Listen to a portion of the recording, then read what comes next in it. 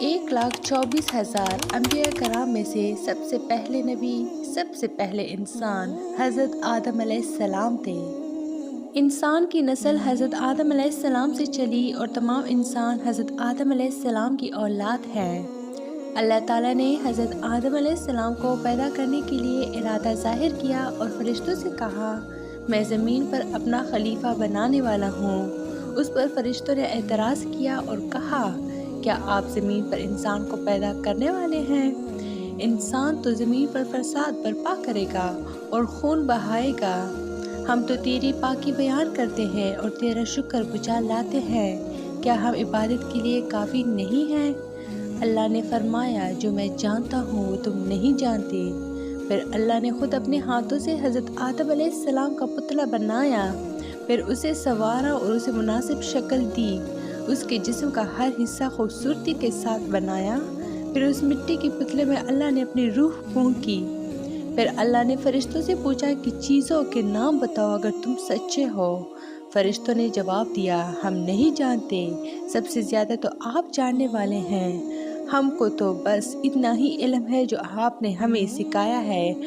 آپ بڑے علم اور برکت والے ہیں۔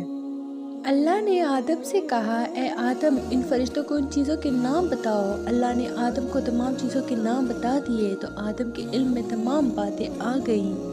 آدم نے ان چیزوں کے نام بتا دیے تو اللہ نے فرشتوں سے کہا، کیا میں تم سے نہ کہتا تھا کہ میں آسمانوں اور زمینوں کے اندر کی سب پوشیدہ باتوں کو جانتا ہوں، اور جو کچھ تم ظاہر کرتے ہو اور چھپاتے ہو سب کا علم رکھتا ہوں۔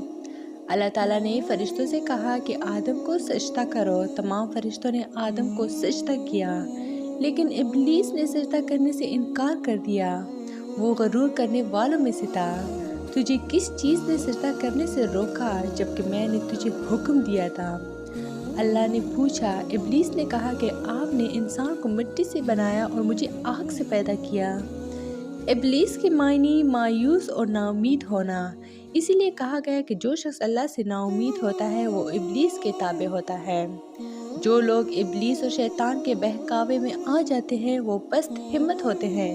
جو فرائض ان کے ذمے ہوتے ہیں وہ ادا نہیں کرتے اور ذلیل و خوار ہوتے ہیں۔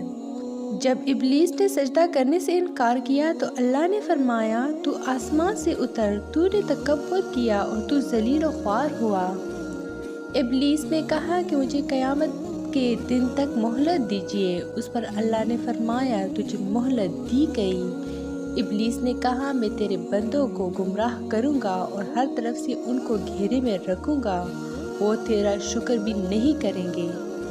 اللہ تعالیٰ نے حضرت آدم علیہ السلام کو حکم دیا کہ اے آدم، تم اور تمہاری بیوی وحشت میں رہو اور جو کچھ کھانا ہے فراغت سے کھاؤ، اور ایک خاص درخت کی طرف اشارہ کرتے ہوئے کہا کہ اس درخت کی طرف نہ جانا ورنہ تم ظالم قرار دیے جاؤ گے۔ اللہ تعالیٰ نے حضرت آدم علیہ السلام کو حکم دیا کہ اے آدم، تم اور تمہاری بیوی وحشت میں رہو اور جو کچھ کھانا ہے فراغت سے کھاؤ، اور ایک خاص درخت کی طرف اشارہ کرتے ہوئے کہا کہ اس درخت کی طرف نہ جانا ورنہ تم ظالم قرار دیے جاؤ گے۔ چنانچہ آدم علیہ السلام اور حضرت بی بی حوا آرام سے رہنے لگے، تو شیطان نے دونوں کے دلوں میں وسوسہ ڈالا کہ تمہارے رب نے تم دونوں کو اس درخت کے قریب جانے سے اس لیے منع فرمایا کہ کہیں ایسا نہ ہو کہ تم ہمیشہ ہمیشہ کے لیے زندہ رہنے لگو۔ میں تمہارا خیر خواہ ہوں اور تم دونوں کی بھلائی چاہتا ہوں۔ شیطان کے فریب میں آ کر حضرت آدم اور حوا نے درخت کا پھل چکھا تو دونوں بہشتی لباس سے محروم ہو گئے۔ ان کے جسم سے بہشت کا لباس اتر گیا۔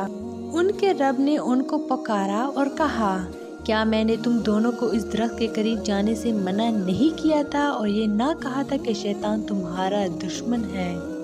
حضرت آدم اور حوا دونوں سے غلطی ہوئی، انہوں نے اللہ کا حکم نہیں مانا۔ اس غلطی پر دونوں کو سخت ندامت ہوئی۔ آدم نے اللہ سے معافی طلب کی اور دعا کی، اے میرے رب، ہم نے اپنے نفس پر ظلم کیا، اگر آپ ہم پر رحم نہ کرے اور ہماری مغفرت نہ کرے تو ہم نقصان اٹھانے والوں میں ہوں گے۔ آدم اور حوا کو زمین پر اتار دیا اور کہا کہ تم ایک دوسرے کے دشمن رہو گے اور ایک خاص وقت تک تم دونوں کو زمین پر رہنا ہے۔ میری طرف سے کوئی ہدایت آئے تو جو شخص اس ہدایت کو مانے گا نہ انہیں کسی بات کا اندیشہ ہوگا، نہ کوئی غم۔